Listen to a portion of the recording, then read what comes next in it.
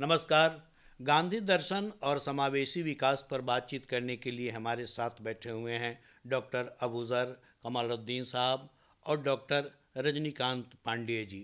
आप दोनों का बहुत बहुत स्वागत है। हम जानते हैं कि विश्व बंधुत्व के लिए और विशेष रूप से भारत की स्वतंत्रता और भारत के विकास के लिए, बल्कि विश्व मानवता के लिए राष्ट्रपिता महात्मा गांधी और विश्व बंधुत्व के नायक गांधी का क्या विचार था, उनके दर्शन, उनके चिंतन जो उनके कृतित्व और व्यक्तित्व में समाहित है। आज हम गांधी के उस दर्शन पर, उस चिंतन पर, उस भावधारा पर बात करेंगे जिसमें गांधी समावेशी विकास की बात करते हैं। गांधी सतत विकास की प्रक्रिया के पक्षपाती थे और चाहते थे कि विकास की यह प्रक्रिया अंतिम आदमी तक पहुँचे और अंतिम आदमी को भी उसी तरह से जीने का अधिकार है जिस तरह से धन वैभव से संपन्न आदमी को अधिकार है। तो वे सब कुछ के विकेंद्रीकरण के विश्वासी थे। अर्थ का विकेंद्रीकरण हो, सत्ता का विकेंद्रीकरण हो, शिक्षा का विकेंद्रीकरण हो। इसीलिए बुनियादी शिक्षा की उन्होंने परिकल्पना की, स्त्री शिक्षा की बात की, कुटीर उद्योग पर जोर दिया और गांधी का चिंतन आने वाले हजारों वर्ष बाद का चिंतन था। गांधी हिंद स्वराज में 1908 में ही चिंतन करते हुए उन्होंने लिखा कि हम सतत विकास करें लेकिन विकास का अनियंत्रित उपभोग न करें, क्योंकि इससे हमारा जीवन ही नहीं बाधित होता है, प्रकृति और पर्यावरण भी संकट में पड़ जाते हैं। हम सबसे पहले अपने युवा साथी जो प्राध्यापक हैं, लगातार लिखते पढ़ते रहते हैं, गांधी को भी अपने ढंग से जानते समझते हैं और गांधी केवल बुजुर्गों, वरिष्ठों और राजनेताओं के लिए, धर्माचार्यों के लिए और मानवतावादियों के लिए ही नहीं, गांधी शिक्षाविदों के लिए भी कितना अनिवार्य है। और गांधी का दर्शन मानवता का दर्शन है, विश्व बंधुत्व का दर्शन है। तो रजनीकांत पांडे जी, सबसे पहले गांधी को आप किस ढंग से आज के समय में और आने वाले समय में महसूस करते हैं, देखते हैं? जहाँ तक गांधी के दर्शन की बात है तो उन्हें प्राच्य और पाश्चात्य की पृष्ठभूमि में ना देखकर बल्कि संपूर्ण मानवता के पृष्ठभूमि में देखने की आवश्यकता है। गांधी का दर्शन समय काल परिस्थितियों के हिसाब से सदैव प्रासंगिक। हमेशा ये बात होती है, हमेशा ये प्रश्न उठाया जाता है कि प्रासंगिकता क्या है गांधी के दर्शन की।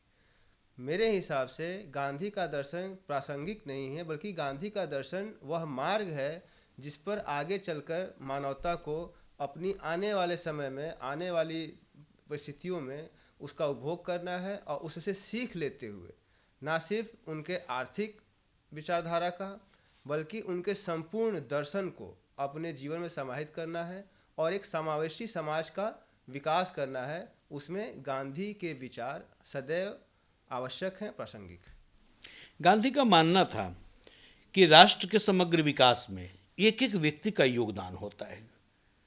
केवल नेतृत्वकर्ता जो हैं, जो शिक्षाविद हैं, जो चिकित्सक हैं, जो इंजीनियर हैं, उन्हीं का योगदान नहीं है।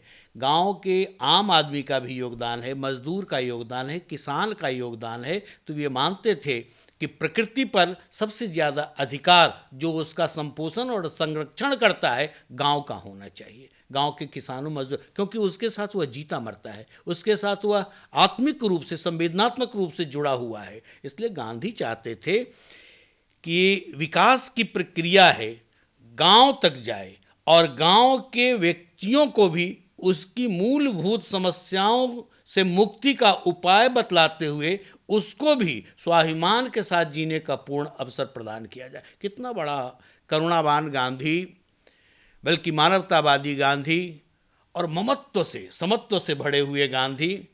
गांधी शायद ही कोई ऐसा प्रसंग, कोई ऐसा संदर्भ, कोई ऐसी जीवन प्रणाली हो जिस पर गांधी ने चिंतन नहीं किया है। गांधी जी को कमालुद्दीन साहब आपने भी खूब पढ़ा है, बल्कि कई व्याख्यानों में आपने जिस तरह से गांधी की अर्थनीति, गांधी की शैक्षणिक दृष्टि, तो हम आज समावेशी विकास और गांधी दर्शन, इसको आप किस तरह से व्याख्यायित करेंगे? इस विषय की का महत्व आज के संदर्भ में बहुत ज़्यादा हो जाता है। अभी जैसे अगर हम अपने देश की बात सोचें तो एक बात तो ये है कि कहा यह जाता था कि भारत गाँव का देश है, और गांव के देश का मतलब ये हुआ कि हमारी जो अर्थव्यवस्था है उसकी आधारशिला गांव है। बिल्कुल। और 70% आबादी गांव में रहती है, जिसमें किसान भी हैं, मज़दूर भी हैं और दूसरे वर्गों के लोग भी हैं। लेकिन जो धन का वितरण हुआ आज की तारीख़ में, उसमें कहीं ना कहीं हमारा गांव या हमारा वो वर्ग छूट गया है।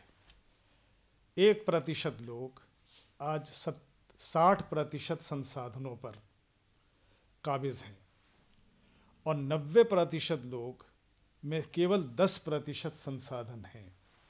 जाहिर सी बात है कि ये जो विसंगति है, जी जी, उस विसंगति के कारण केवल आर्थिक विकास बाधित नहीं हो रहा है, बल्कि सामाजिक संघर्ष बढ़ रहे हैं। उसके कारण जो है एक तरह की बेचैनी पैदा हो रही है। तो इन सभी चीज़ों को दूर करने का एक तरीक़ा तो ये है, जैसा आपने भी कहा और बहुत सही आपने कहा, कि केवल आवश्यकता पूरी कर देना ही काफ़ी नहीं है, बल्कि एक व्यक्ति का सम्मान भी सुरक्षित रहे। और साथ साथ ये है कि विकास की कोई भी अवधारणा आप बना रहे हों तो उस अवधारणा में पर्यावरण भी सुरक्षित रहे, यानी मनुष्य भी सुरक्षित हो, प्रकृति भी सुरक्षित हो, और जो शहर और गांव है इन दोनों के बीच का संबंध और संपर्क भी इस तरह का बने जिसमें कि हर को अपनी आवश्यकता पूरी करने का अवसर मिले। तो गांधी की जो समग्र विचारधारा है, समावेशी विकास की विचारधारा है, उसमें किसी व्यक्ति को, किसी समाज को, किसी अंग को, किसी क्षेत्र को, इसलिए कि ये सारी चीज़ें, सारी विषमताएं आज हमारे यहाँ मौजूद हैं, तो इनको व्यवहारिक रूप से कैसे लागू करेंगे हम, ताकि हम समाज को एक संतुलित विकास के मार्ग पर ले जाएं, जिसमें कि सारे वर्गों की भागीदारी हो और विशेष रूप से शहरी और ग्रामीण भारत का समन्वय हो। ये बात सबसे महत्वपूर्ण है और इसके लिए ज़रूरी है कि इस बात को सुनिश्चित किया जाना चाहिए कि प्रत्येक व्यक्ति की उसकी जो आवश्यकताएं हैं, मिनिमम नीड्स हैं, वो विद डिग्निटी पूरी हो। गांधी उससे ऊपर के विकास के संदर्भ में जो बात उनकी चिंतन है, उस पर उनकी चिंता नहीं है। चिंता ये है कि जो समाज का जो सबसे निचला व्यक्ति है, अगर विकास का प्रकाश वहाँ तक नहीं पहुँचा है, उसका लाभ उसको तो उस तक नहीं पहुँचा है, तो फिर इस विकास के वो पक्षधर नहीं है। बिल्कुल। तो ऐसी सूरत में वो इस बात को सुनिश्चित करना चाहते हैं कि आप हर व्यक्ति की आवश्यकता को, जो उसकी बेसिक आवश्यकता है, विद डिग्निटी आप उसको पूरा करें, और उसमें पर्यावरण का संरक्षण भी हो, और ये सतत विकास के मार्ग से संभव हो सकता है। तो इसमें अगर हम व्यक्ति, समाज और उनके साधनों को संरक्षित और उसको समाज के सभी वर्गों तक पहुंचाने के संदर्भ में जो गांधी का दर्शन है, उसको अगर हम सामने रखें तो हम अपनी योजनाओं को और अपनी राजनीति को, दोनों को हम इस दृष्टिकोण से ले जा सकते हैं। इसका महत्व बहुत ही हमारे पास। संवेदनशील ढंग से गांधी विचार करते थे किसी चीज पर, और लोगों से, प्रकृति से, आम जन से जिस तरह से उनका जुड़ाव था, सबकी आवश्यकताओं को देखते थे, सबके मन, हृदय और आत्मा का साक्षात्कार करते थे गांधी उस सार्वभौम सत्य को जानते समझते थे जिसकी अनिवार्यता इस धरती के होने के लिए भी और मनुष्यता के होने के लिए भी अनिवार्य है। शहरों का विकास होता चला गया, लेकिन शहरों के विकास के जितने संसाधन हैं उसकी सुरक्षा और उसकी संरक्षा गांव के पास है, प्रकृति वहाँ है। तो शहर में प्रकृति का दोहन शोषण होता है, प्रकृति का व्यापक रूप से संरक्षण नहीं है। तो गांधी कहते थे कि जो इसको संरक्षित करता है, अगर वह अभावग्रस्त है, तो यह समावेशी विकास नहीं है, यह समेकित विकास नहीं है। इसीलिए जब यूएनओ ने निर्णय लिया कि गांधी के जन्म दिवस को विश्व अहिंसा दिवस के रूप में मनाएं, और 2015 में संयुक्त राष्ट्र संघ ने समेकित विकास के लिए जो 17 पॉइंट्स निर्धारित किए, 17 के 17 आधार आप उस पर विचार करेंगे और देखेंगे, अध्ययन करेंगे, तो प्रकारांतर से गांधी के ही विचार हैं, गांधी की ही योजनाएं हैं। तो आज विश्व भी अपने समग्र विकास के लिए, जिस विकास में शांति भी है, सद्भावना भी है और समाज का सहकार और साझापन का भाव भी है, अर्थात वहाँ महत्व मनुष्य और प्रकृति का सर्वोपरि है, और गांधी इसी आधार पर देखते थे। उसके बिना विकास का कोई मतलब ही नहीं है। तो गांधी तो सर एक आध्यात्मिक चिंतक भी हैं, गांधी संत भी हैं, गांधी राजनीतिज्ञ भी हैं, गांधी अर्थशास्त्री भी हैं, गांधी चिकित्सक भी हैं, पर्यावरणविद भी हैं। तो इस तरह से एक ही व्यक्ति में प्रकारांतर से इतने आयाम छिपे हुए हैं, इसलिए भी कि वह एक पूर्ण मनुष्य थे, और पूर्ण मनुष्य की जो समग्र दृष्टि होती है वह गांधी की दृष्टि है, और गांधी का विचार वही है जो उनकी जीवनचर्या थी, जो अपने जीवन में घटित करते थे। तो गांधी के विचार जीवनानुभव हैं। आप हमारे युवा साथी यहाँ उपस्थित हैं, पांडे जी युवाओं के लिए गांधी के विचार, शिक्षा के लिए विचार। गांधी का यह भी मानना था कि केवल हम बड़ी बड़ी डिग्री ले लें और उन डिग्रियों से केवल हम दंभ प्रदर्शित करें, केवल व्याख्यान करें, इससे विकास सुनिश्चित नहीं होता है। उसके लिए जीवन अनुभव भी चाहिए, उसके लिए कौशल को विकसित करने की ज़रूरत है। तो गांधी कौशल को विकसित करने पर और साथ ही साथ सब कुछ के विकेंद्रीकरण पर ध्यान देते थे।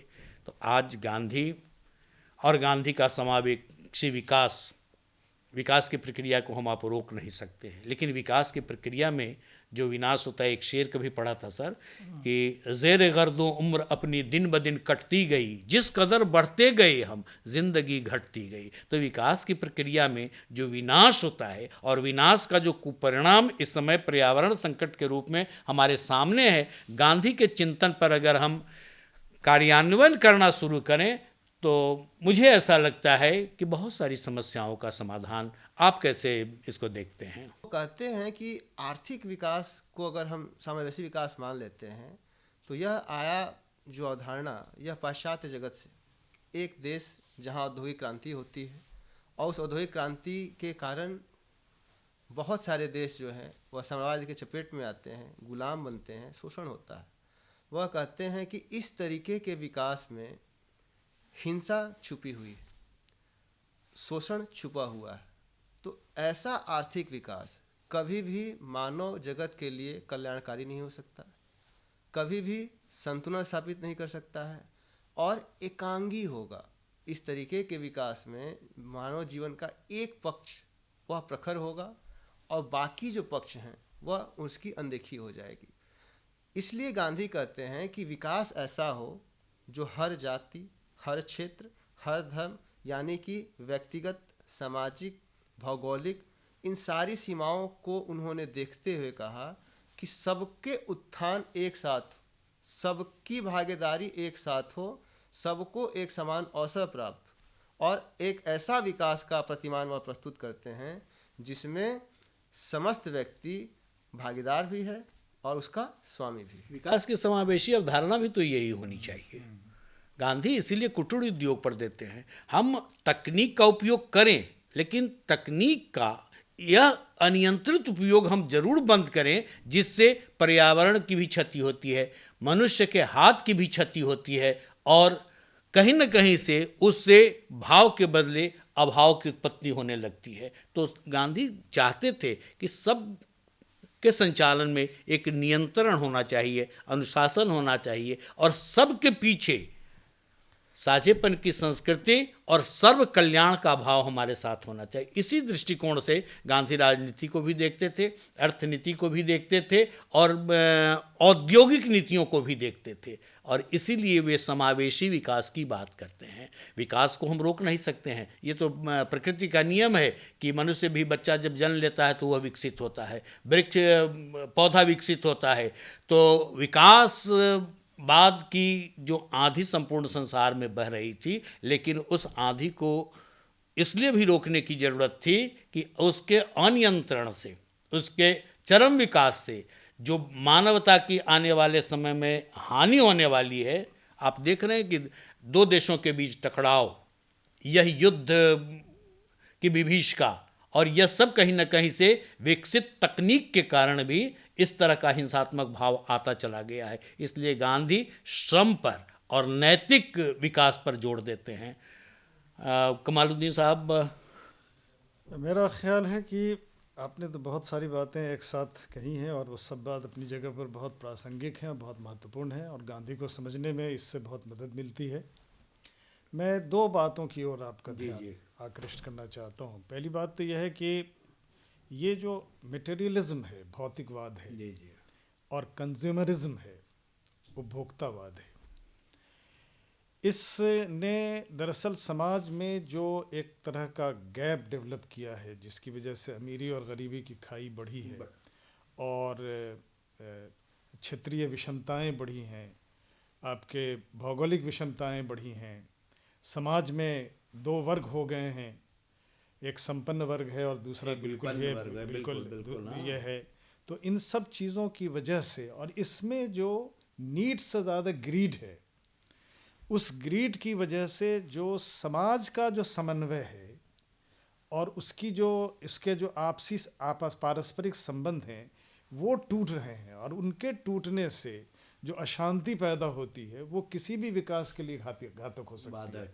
तो आप अगर विकास करना चाहते हैं तो उसके लिए आपको अपने अंदर एक थोड़ा सा न्याय प्रिय होना पड़ेगा, आप थोड़ा इंसाफ करना पड़ेगा। जब तक आप इंसाफ के साथ थोड़ा बंटवारा करने की कोशिश नहीं करेंगे, आप जो है समाज के सभी वर्गों को एक साथ लेके नहीं चल सकते हैं। तब तो ये होगा कि एक का विकास होगा, दूसरे का विनाश होगा। और इस तरह से अगर समाज चलेगा तो उस समाज में संघर्ष भी होगा, कलह भी होंगे और अशांति भी होगी, और ये अंततः किसी भी विकास को ख़त्म करने वाली चीज़ हो सकती है। एक पहली बात है जो हम आपके सामने रखना चाहते हैं।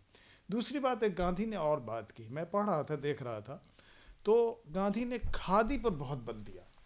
तो ये खादी पर बल देना जो है ये दरअसल आत्मनिर्भर होने की बात है, स्वावलंबन की बात, स्वावलंबी हो जाएगा। और इसमें यह है कि साहब, इसमें आपके ये देखिए कि डिग्निटी ऑफ लेबर भी है, बिल्कुल अपनी आवश्यकता स्वयं पूरा करने की कोशिश भी है, दूसरों के शोषण चक्र से निकलने का प्रयास भी है, और अपने आप को स्वावलंबी बनाने की एक चेष्टा भी उसमें है। स्वाभिमान की भी रक्षा है। और इसमें स्वाभिमान की भी रक्षा है। और ये उस समय की बात है, ज़रा उस समय देखिए कि आज तो खैर कपड़े बहुत हैं, लेकिन उस समय जहाँ के कपड़ा लंकाशायर से आता था और भारत में कपड़ों की आपूर्ति नहीं होती थी, लोग आधे नंगे होते थे, तो गांधी ने तो एक तो अपने आप को उस लिबास में अपने आप को डाला ताकि वो समाज से अपना सीधा संपर्क स्थापित कर सकें, और समाज के लोगों को इस बात के लिए तैयार किया कि चाहे वो अमीर हो या गरीब हो, कि अपनी ज़रूरत की चीज़ें खुद से पैदा करें, चाहे वो वस्त्र हो या फिर और भी कोई चीज़ हो। एक चीज़ गांधी की थी, गांधी की नेशनलिज्म और इंटरनेशनलिज्म दोनों एक दूसरे से मिली हुई है। और गांधी ने ये कहा कि साहब, नेशनलिज्म कोई बुरी चीज़ नहीं है। हालांकि हमारे यहाँ एक विचारधारा चली टैगोर के यहाँ और कई दूसरे लोग जिन्होंने नेशनलिज्म की अवधारणा को बहुत ही गलत तरीक़े से पेश किया, लेकिन गांधी ने वहाँ पर जो बात कही वो ये है कि नेशनलिज्म बुरी चीज़ नहीं है। If I am international then I am national and I can not be national without international.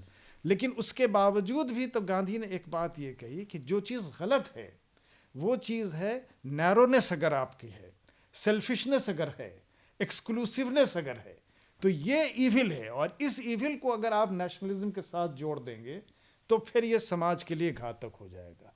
तो भारत में जो राष्ट्रीयता का दर्शन गांधी ने दिया, उस गांधी के दर्शन में अपने देश की स्वतंत्रता का मतलब किसी दूसरे को गुलाम बनाना नहीं है, नहीं, तो अपनी संपन्नता का मतलब किसी दूसरे का शोषण नहीं है। बिल्कुल नहीं। तो जब ये शोषण नहीं है, गुलाम बनाना नहीं है, किसी की कमज़ोरी और मजबूरी से नाजायज़ फ़ायदा नहीं उठाना नहीं है, तो वो जो नैतिक पक्ष है जिसकी ओर अभी हमारे पांडे जी ने इशारा किया कि ये जो नैतिक पक्ष है गांधी का, ये नैतिक पक्ष उसके अध्यात्म के कारण है, और उनका जो भारतीय चिंतन है, जो यहाँ की मिट्टी, यहाँ की संस्कृति, यहाँ के धर्म, यहाँ की परंपरा, यहाँ की सभ्यता से जुड़ी हुई है, उसको जिस वैश्विक दृष्टि से गांधी ने अपने आप को प्रस्तुत किया है, तो वो एक तरफ यानी आप ये कह सकते हैं कि विशुद्ध भारतीय हैं, और दूसरी तरफ वो विशुद्ध अंतर्राष्ट्रीय व्यक्ति अंतर्राष्ट्रीय है। व्यक्ति। और ऐसी स्थिति में गांधी का दर्शन केवल भारत के विकास या संतुलित या समन्वित विकास के लिए नहीं है, बल्कि ये पूरे विश्व को एक दिशा देने वाला है।